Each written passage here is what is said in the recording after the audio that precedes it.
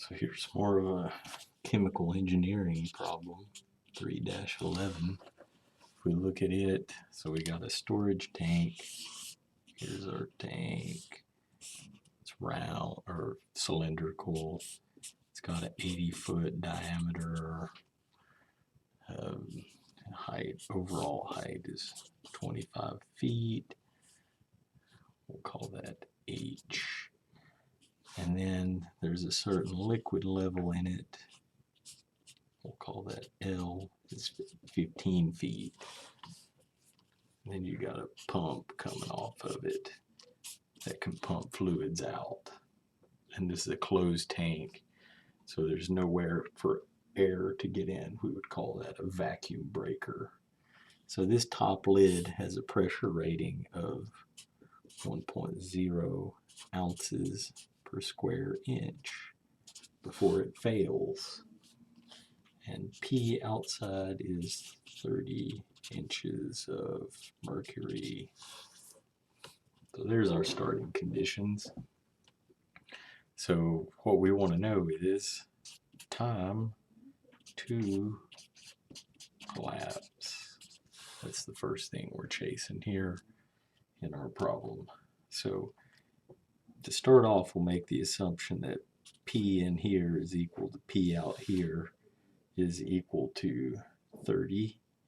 So that 30 inches of mercury is equal to 235.8 ounces per square inch if you do the conversion.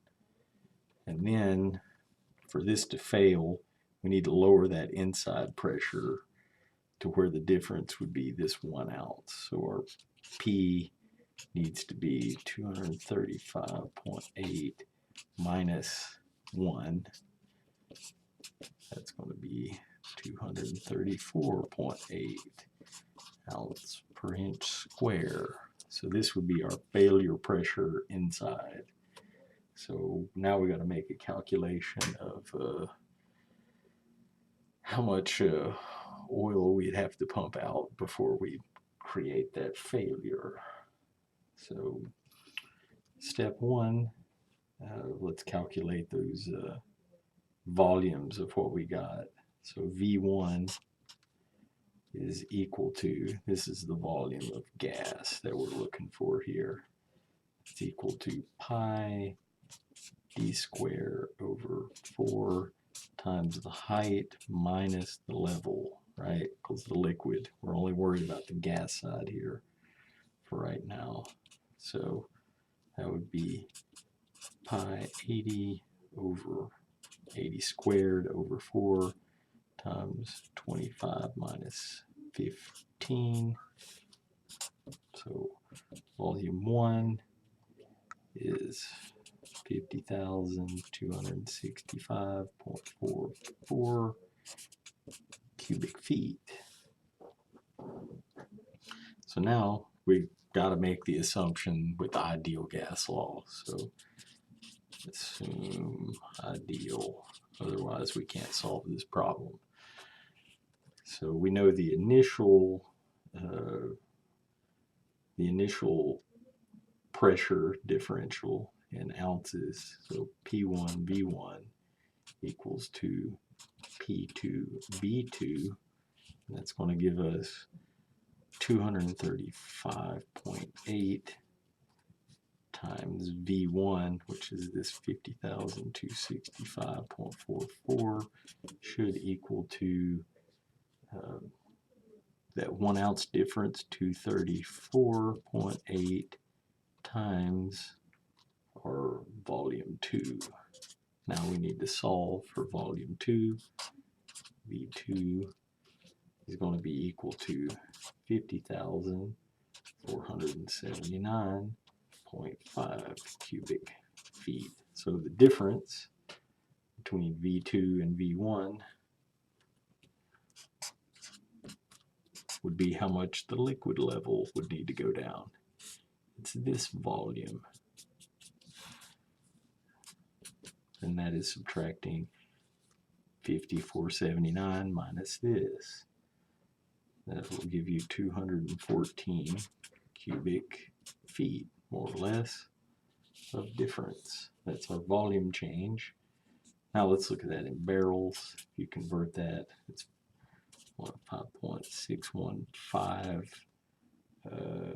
cubic feet per barrel. Is that correct? Yes. So we make that conversion. It gives us 38.13 barrels. So that's how much we would need to pump out. We know that our pump from the question pumps 15,000 barrels a day. So time is going to equal to 38.13 barrels, divided by 15,000 barrels per day. And that will come out to 0.00254 days, which is equal to 3.66 minutes. Very quick for it to crush that or fail that. So just to give an idea, the ounces doesn't